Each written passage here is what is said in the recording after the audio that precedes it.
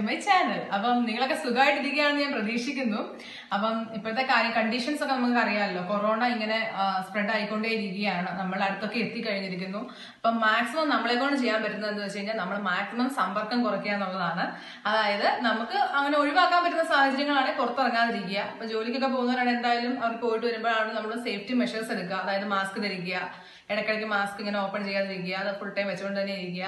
അതുപോലെ sanitiser use ചെയ്യുക, കയ്യിൽ ഇടയ്ക്കിടയ്ക്ക് റബ്ബ് ചെയ്ത് കൊടുത്തുകൊണ്ടിരിക്കുക. അങ്ങനെ നമ്മൾ പ്രിവെന്റീവ് മെഷേഴ്സ് എടുക്കുക. അതായത് നമുക്കിപ്പോൾ ഇന്നത്തെ ഈ സമയത്ത് ചെയ്യാൻ പറ്റത്തുള്ളൂ.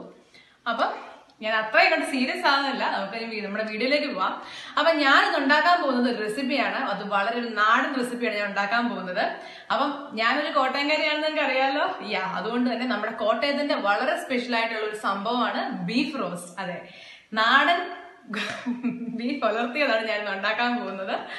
അപ്പം നീ കൂടുതൽ പറഞ്ഞ് ഞാൻ ദീർഘിപ്പിക്കുന്നില്ല, നമുക്ക് ആ വീഡിയോയിലേക്ക് അങ്ങ് പോവാം. ഓക്കെ, ഞാൻ 1 കിലോ ബീഫ് എടുത്തിരിക്കുന്നത് നല്ലപോലെ കഴുകി വൃത്തിയാക്കി വെച്ചിരിക്കുകയാണ്. കുഞ്ഞു കുഞ്ഞു കഷ്ണങ്ങളായിട്ട് മുറിച്ചു വെച്ചിരിക്കുന്നു. ഇനി അടുത്തതെന്ന് പറഞ്ഞു കഴിഞ്ഞാൽ കുരുമുളക് പൊടിയാണ്. കുരുമുളക് പൊടി ഇല്ലാതെ എന്ത് ബീഫ് ഫ്രൈ? നമ്മൾ കുരുമുളക് പൊടിയാണല്ലോ ഇതിന് ഏറ്റവും കൂടുതലായി ഒരു ഫ്ലേവർ തരുന്നത്. അപ്പൊ കുരുമുളക് പൊടി ആവശ്യത്തിന് എടുക്കുന്നുണ്ട്. അത് എത്ര എമൗണ്ട് എന്നുള്ളത് ഞാൻ നിങ്ങൾക്ക് ഇനി ഓരോന്നോരോന്നായിട്ട് ആഡ് ചെയ്യുമ്പോൾ പറഞ്ഞു തരും. ഇത് പച്ചമുളക്, ഇത് ഏകദേശം ഒരു 5 സവാള അരിഞ്ഞു വെച്ചിരിക്കുന്നതാണിത്. ഇത് കാശ്മീരി ചില്ലി അഥവാ പിരിയൻ മുളക് പൊടി, ഇത് മീറ്റ് മസാല, പിന്നെ ഇത് മല്ലിപ്പൊടിയാണ്, പിന്നെ ഇത് ഗരം മസാല, ഇത് ടൊമാറ്റോ എന്ന് പറയുമ്പോൾ ഒരു 2 എണ്ണം ഫുള്ള് ചെറുതായിട്ട് കട്ട് ചെയ്ത് വെച്ചിരിക്കുകയാണ്. ഇത് കുഞ്ഞുള്ളി അഥവാ ചെറിയ ഉള്ളി എന്നൊക്കെ അറിയപ്പെടും. ഈ സംഭവം ഒരു 10 എണ്ണം എടുത്തിട്ടുണ്ട്.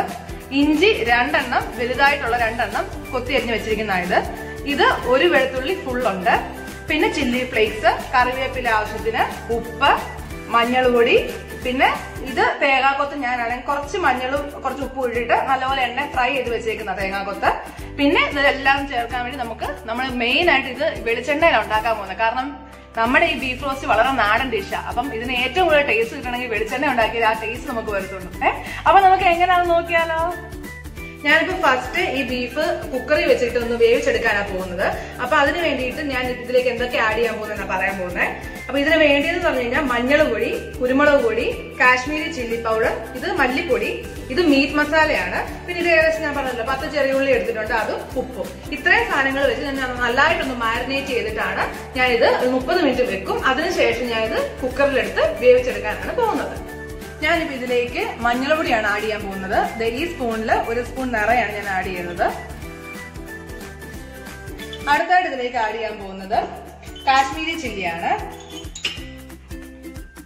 Kashmiri chilli 1 spoon. പിന്നെ നമുക്ക് കൂടുതലായിട്ട് വേണമെന്നുണ്ടെങ്കിൽ നമുക്കിത് വേവിച്ചെടുത്തിട്ട് നമ്മൾ അതൊരു പാനിലേക്ക് മാറ്റുമല്ലോ, അപ്പൊ ആഡ് ചെയ്താൽ മതി. അടുത്തതായിട്ട് കുരുമുളക് പൊടി. കുരുമുളക് പൊടി ഞാൻ ഈ സ്പൂണിൽ 2 സ്പൂൺ ആഡ് ചെയ്യുന്നുണ്ട്. അടുത്തായിട്ട് ആഡ് ചെയ്യുന്നത് മീറ്റ് മസാലയാണ്.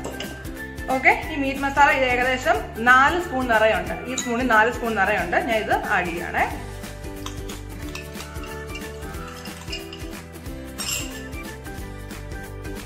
ഞാൻ ആഡ് ചെയ്യുന്നത് മല്ലിപ്പൊടിയാണ്. അത് ഇതിനകത്ത് ഒരു 1/2 സ്പൂൺ മല്ലിപ്പൊടി ആഡ് ചെയ്യുന്നുണ്ട്. അടുത്തതായിട്ട് ഒരു 1/2 സ്പൂൺ ഗരം മസാലയും കൂടെ ആഡ് ചെയ്യാം.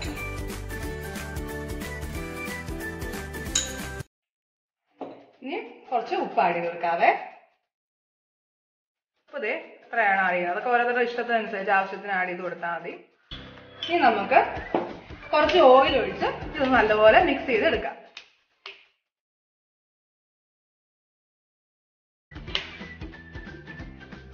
ഇനി നമുക്ക് നല്ലപോലെ ഒന്ന് മിക്സ് ചെയ്ത് കൊടുക്കാം.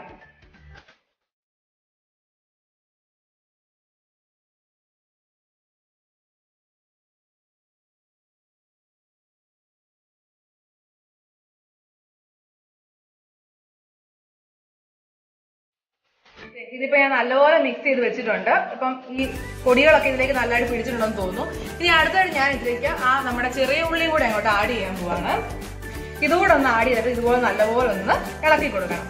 എന്നാലേ അതിന്റെ ആ ചേരുവകളെല്ലാം നല്ലപോലെ ആ ഉള്ളിയുടെ അത് ഇതിലോട്ട് അലിഞ്ഞങ്ങ് ചേരണം. എന്നാലേ ആ മണം വരുമ്പോൾ തന്നെ നമുക്കത് കഴിക്കാൻ തോന്നും. അങ്ങനെയാണെങ്കിൽ നമുക്കത് മിക്സ് ചെയ്ത് കൊടുക്കാവേ.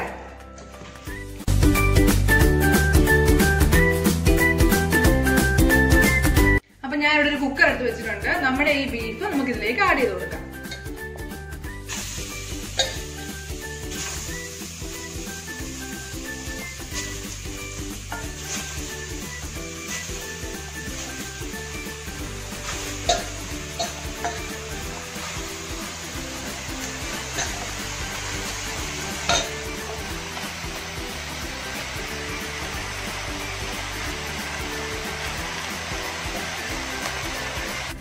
അപ്പൊ ഞാൻ ഇനി ഇതിലേക്ക് കുറച്ച് വെള്ളം ആഡ് ചെയ്യുന്നുള്ളൂ. അതായത് ഈ ഗ്ലാസ്സിൽ അര ഗ്ലാസ് വെള്ളം ഞാൻ ആഡ് ചെയ്യുന്നുള്ളൂ. കാരണം ഈ ബീഫിൽ നിന്ന് തന്നെ വെള്ളം ഇറങ്ങിക്കോളും. എന്നാൽ ഞാൻ കുറച്ച് ആഡ് ചെയ്യാണ്. ഇനി നമുക്കിതൊന്ന് നല്ലവണ്ണം ഒന്ന് അടച്ചു വെച്ച് നമുക്ക് വേവിക്കാം.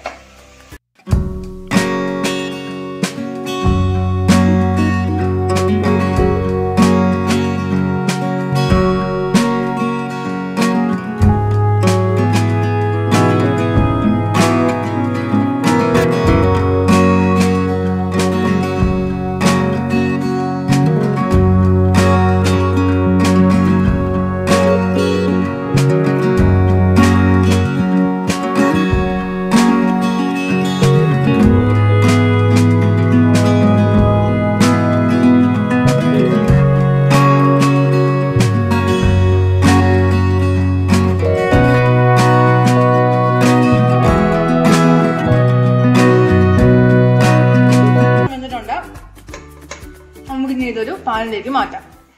ഓക്കെ, ഞാനിപ്പോ ഇവിടെ ഒരു ഉരുളി വെച്ചിട്ടുണ്ട്. നമുക്ക് ഇതിലേക്ക് വെളിച്ചെണ്ണ ഒഴിച്ച് കൊടുക്കാം. നമുക്ക് ഈ എണ്ണ നല്ലതായിട്ട് തിളച്ച് വരണേ. ഇപ്പൊ ഇവിടെ എണ്ണ നല്ലതായിട്ട് തിളച്ച് വന്നിട്ടുണ്ട്. ഇതിലേക്ക് ഞാൻ കുറച്ച് കടുക് ആഡ് ചെയ്യാണ്.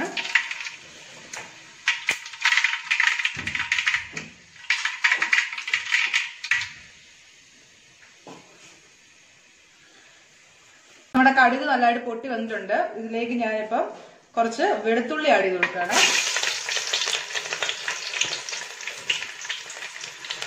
അതിനൊപ്പം നമ്മൾ അരിഞ്ഞു വെച്ചിരിക്കുന്ന 2 ഇഞ്ചി ഫുള്ളായിട്ട് അരിഞ്ഞു വെച്ചായിരുന്നല്ലോ, അതുകൂടെ ആഡ് ചെയ്ത് കൊടുക്കുകയാണ്.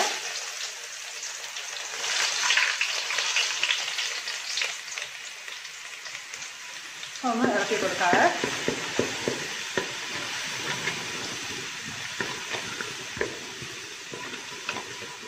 അടുത്തായിട്ട് ആഡ് ചെയ്യാൻ പോകുന്നത് 2 പച്ചമുളക് നെടുകെ കീറി വെച്ചിരിക്കുന്നതാണ്. അതുകൂടെ നമുക്ക് ഇതിലേക്ക് ആഡ് ചെയ്ത് കൊടുക്കാം. ഇനി ഇതൊക്കെ നല്ലതായിട്ടൊന്ന് മൂത്ത് വരട്ടെ. നമുക്ക് വെയിറ്റ് ചെയ്യാവേ.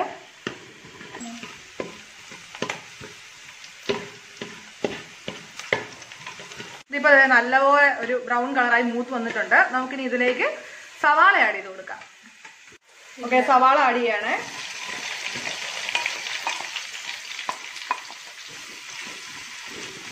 നമ്മൾ 5 മീഡിയം സൈസ് സവാള അരിഞ്ഞതാണ്. നല്ലപോലെ മിക്സ് ചെയ്ത് കൊടുക്കാം. ഞാൻ ഇതിലേക്ക് ലേശം ഉപ്പ് ചേർത്ത് കൊടുക്കാം. അപ്പൊ വേഗം ഇത് വഴന്ന് നമുക്ക് കിട്ടും. അതുപോലെ ഇളക്കി കൊടുക്കാം. ഇപ്പം സവാളയൊക്കെ ഏകദേശം വഴന്ന് വന്നിട്ടുണ്ട്. ഇനി ഇതിലേക്ക് ഞാൻ 2 തക്കാളി അരിഞ്ഞത് ആഡ് ചെയ്ത് കൊടുക്കുകയാണ്. ഇളക്കി കൊടുക്കാം.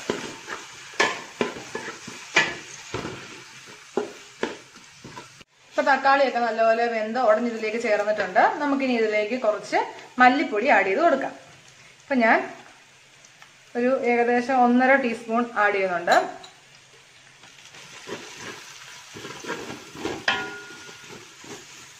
അടുത്തായിട്ട് ഞാൻ ആഡ് ചെയ്യാൻ പോകുന്നത് കുറച്ച് ഗരം മസാലയാണ്. അത് ഞാനിപ്പം 1 ടീസ്പൂൺ ആഡ് ചെയ്യുന്നുണ്ട്. നമുക്ക് അതായിട്ടൊന്ന് മൂപ്പിച്ചു കൊടുക്കാം.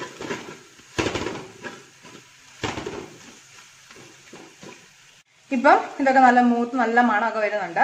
ഇനി നമുക്ക് ഇതിലേക്ക് കുറച്ച് ചില്ലി ഫ്ലേക്സ് ആഡ് ചെയ്ത് കൊടുക്കാം. അപ്പൊ ഞാൻ ഇതെന്ന് പറഞ്ഞു കഴിഞ്ഞാൽ ഏകദേശം ഒരു ടീസ്പൂൺ ചില്ലി ഫ്ലേക്സ് ഇടുന്നത്. അടുത്താണ് ഞാൻ ഇതിലേക്ക് ആഡ് ചെയ്യാൻ പോകുന്നത് എന്ന് പറഞ്ഞു കഴിഞ്ഞാൽ കുരുമുളക് പൊടിയാണ്. അപ്പൊ നമ്മൾ ആദ്യമേ 2 സ്പൂൺ ഇട്ടായിരുന്നല്ലോ.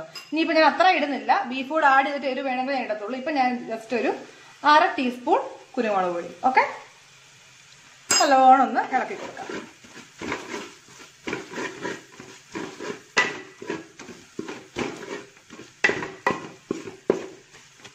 ായിട്ട് ഞാൻ കുറച്ച് കാശ്മീരി ചില്ലി ചേർത്ത് കൊടുക്കുകയാണ്. 1/2 ടീസ്പൂൺ ആണ് ചേർക്കുന്നത്. നല്ലതായിട്ടൊന്ന് ഇളക്കി കൊടുക്കാവേ. ഏകദേശം സെറ്റ് ആയിട്ടുണ്ട്. നമുക്ക് കുറച്ച് കറിവേപ്പില ചേർത്ത് കൊടുക്കാം. ഇളക്കി കൊടുക്കാം. ഞാൻ ഇതിലേക്ക് നമ്മുടെ ബീഫ് അങ്ങ് ആഡ് ചെയ്ത് കൊടുക്കാൻ പോവാണേ.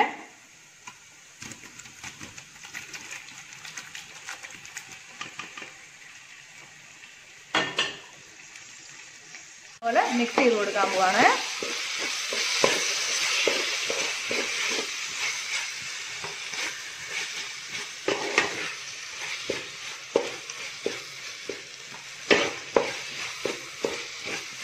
അപ്പൊ ഇതിന്റെ ആ നിങ്ങൾക്ക് തന്നെ കാണാമല്ലോ ഇത് എങ്ങനെ ഉണ്ടെന്ന്. ഇതിന്റെ ആ ഫാറ്റൊക്കെ ഇറങ്ങിയിട്ട് ഒരു പ്രത്യേക ഒരു മണമാണ് വരുന്നത്. എനിക്കത് നിങ്ങൾ പറഞ്ഞറിയിക്കാൻ പറ്റത്തില്ല, കാരണം നിങ്ങൾ ട്രൈ ചെയ്ത് നോക്കുമ്പോൾ നിങ്ങൾക്കത് മനസ്സിലാവും.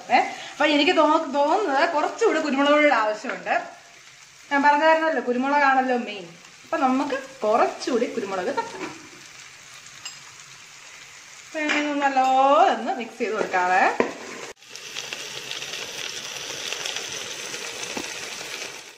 ഓക്കെ, ഇപ്പൊ അതെ നല്ല മണമൊക്കെ വരുന്നുണ്ട്. എനിക്ക് തോന്നുന്നു കുറച്ചുകൂടി ഉപ്പ് വേണമെന്ന് തോന്നുന്നു. ഞാൻ ചെറുതായിട്ട് ആ ഗ്യാപ്പ് ഒന്ന് ടേസ്റ്റ് ചെയ്ത് നോക്കിയായിരുന്നേ. അപ്പൊ നമുക്ക് കുറച്ച് ഉപ്പ് കൂടെ ചേർത്ത് കൊടുക്കാവേ.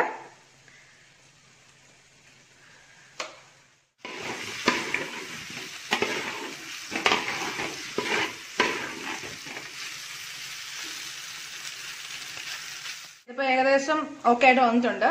അപ്പൊ നമ്മുടെ ഫൈനൽ ചേരുവ അല്ലെ ഫൈനൽ ഇൻഗ്രീഡിയന്റ് ആയിട്ടുള്ള തേങ്ങാക്കൊത്ത്, നല്ല വെളിച്ചെണ്ണയില് വറുത്തെടുത്ത തേങ്ങാക്കൊത്ത്, നമുക്ക് ഇതൊന്ന് ആഡ് ചെയ്ത് കൊടുത്താലോ? ഇതുകൂടി ഇട്ടാലേ ഈ ബീഫ് കറി അത് പൂർണ്ണമാകത്തുള്ളൂ. യെസ്, നമുക്ക് ഇനി ഒന്ന് നല്ലതായിട്ടൊന്ന് ഇളക്കി കൊടുക്കാം.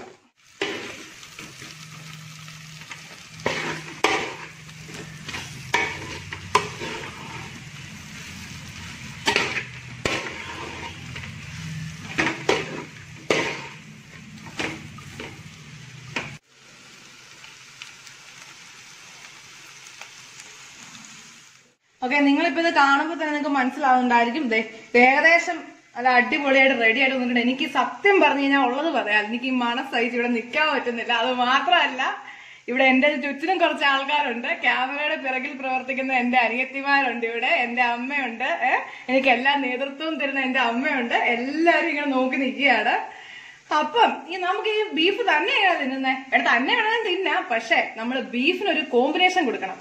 ശരിക്കും പറഞ്ഞാൽ ബീഫിന് ഏറ്റവും കോമ്പിനേഷൻ പൊറോട്ട തന്നെയാണ്. അതിനെ വെല്ലാനൊന്നും ഇല്ല. എന്നാലും വളരെ നാടൻ സ്റ്റൈലിൽ നമുക്ക് എന്നാ ഒരു കപ്പ തയ്യാറാക്കിയാലോ? അപ്പം ബീഫും കപ്പയാണ് ഇന്നത്തെ റെസിപ്പി. അപ്പൊ നമുക്ക് കപ്പ തയ്യാറാക്കുന്നതിലേക്ക് പോവാം. ഇവിടെ കപ്പ കൊത്താൻ വേണ്ടി സ്റ്റാർട്ട് ചെയ്തിട്ടുണ്ട്. ഇപ്പൊ ഞാനല്ല കൊത്തുന്നത്, എന്റെ അമ്മയാണ് ഹെൽപ്പ് ചെയ്യുന്നത്. ഇപ്പൊ അമ്മ കപ്പ കൊത്തിക്കൊണ്ടിരിക്കുകയാണ്.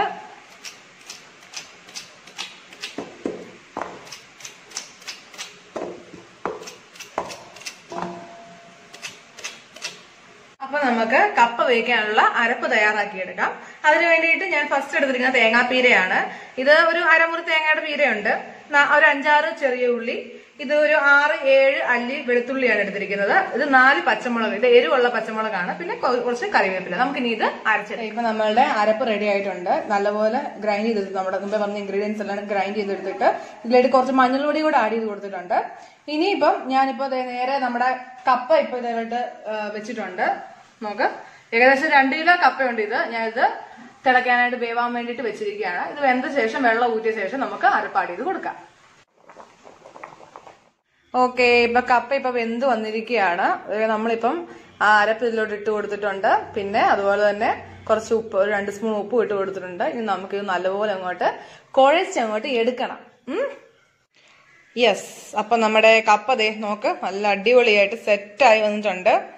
ഇളക്കി കറക്റ്റായിട്ട് ആ ഒരു ടെക്സ്ചറൊക്കെ കിട്ടിയിട്ടുണ്ട്. അപ്പം ഇനിയിപ്പം നമ്മുടെ കപ്പയും റെഡി ആയിട്ടുണ്ട്, അതുപോലെ തന്നെ നമ്മുടെ ബീഫും രണ്ടും റെഡി ആയിട്ടുണ്ട്. നമുക്കിനി അടുത്തതായിട്ട് ഒന്ന് ടേസ്റ്റ് ചെയ്ത് നോക്കിയാലോ? അങ്ങനെ നമ്മുടെ കോട്ടയം സ്റ്റൈൽ ബീഫ് റോസ്റ്റും അതുപോലെ നല്ല നാടൻ കപ്പയും നല്ല ചൂടോടെ റെഡി ആയിട്ടിരിക്കുകയാണ്. എനിക്കാണ് വായിലൊക്കെ വെള്ളം വരുന്നുണ്ട്. അപ്പൊ ഞാൻ തന്നെ ടേസ്റ്റ് ചെയ്യുന്നതിനോട് പറഞ്ഞിട്ടുണ്ടല്ലോ. അപ്പൊ എന്റെ ഒഫീഷ്യൽ ടേസ്റ്ററായ എന്റെ ഡാഡിനെ ഞാൻ വിളിക്കുകയാണ്. അപ്പം ഡാഡിയാണ് ടേസ്റ്റ് ചെയ്ത് നോക്കിയിട്ട് അഭിപ്രായം പറയാൻ പോകുന്നത്. അപ്പൊ ഡാഡി വിളിച്ചാലോ? ഡാഡി ഇതുപോലെ. അപ്പം ഞാനിപ്പോ കപ്പ ഒരു പ്ലേറ്റിലേക്ക് മാറ്റിയിട്ടുണ്ട്. നമുക്കിനി ഈ കറി എടുത്തിട്ട് ഇതിൽ കുറച്ചെടുക്കാവേ. ഞാൻ ഇതിൽ നിന്ന് ഒരു കുറച്ച് പീസ് ഇതിലേക്ക് ഇടുന്നുണ്ട്. അതായത് നമ്മുടെ ഒഫീഷ്യൽ ടേസ്റ്റർ പറഞ്ഞിട്ട് തന്നെ പറയുന്നത് നമുക്ക് നോക്കാം. ഓക്കെ, നിങ്ങൾ നോക്കിക്കോ, നിങ്ങൾക്കൊക്കെ ഇഷ്ടമായല്ലോ അല്ലേ കണ്ടിട്ട്. ഇതൊക്കെ ഉണ്ട്, നമുക്ക് ടേസ്റ്റ് ചെയ്ത് നോക്കാവേ. അപ്പൊ ഡാഡി ഒന്ന് ടേസ്റ്റ് ചെയ്ത് നോക്കിയാലോ?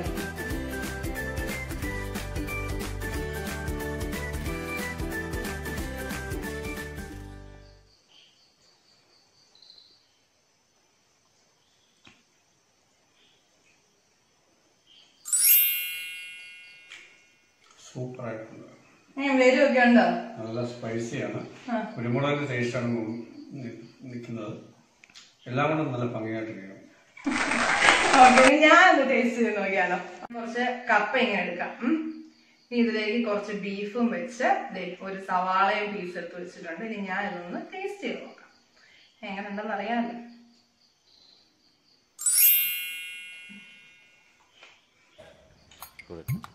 ഏതാണ്ടോ പൈസക്കാരന്റെ വീട്ടിലെ മൊയന്താ.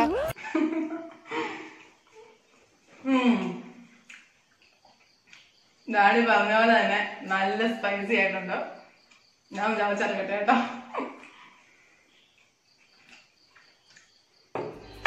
അപ്പം എനിക്ക് എന്തായാലും ഇഷ്ടപ്പെട്ടു. നിങ്ങൾക്ക് ഈ വീഡിയോ ഇഷ്ടപ്പെടുകയാണെന്നുണ്ടെങ്കിൽ നിങ്ങൾ ചെയ്യേണ്ടത് ആദ്യം നിങ്ങൾ ട്രൈ ചെയ്ത് നോക്കുക ചെയ്യേണ്ടത്. എന്നിട്ട് നിങ്ങൾ കഴിച്ചു നോക്കിയിട്ട് നിങ്ങൾക്ക് ഇഷ്ടപ്പെടുകയാണെങ്കിൽ എന്റെ ഈ വീഡിയോ ലൈക്ക് ചെയ്യുക, ഷെയർ ചെയ്യുക. അതുപോലെ നിങ്ങൾ ഇതുവരെ വീഡിയോ ചാനൽ സബ്സ്ക്രൈബ് ചെയ്തിട്ടുണ്ടെങ്കിൽ സബ്സ്ക്രൈബും ചെയ്യണം. പിന്നെ ബെൽ ബട്ടൺ അമർത്താൻ മറന്നേക്കരുത് കേട്ടോ. അപ്പൊ അടുത്ത വീഡിയോ ആയിട്ട് കാണാം. അതുവരെ ബൈ.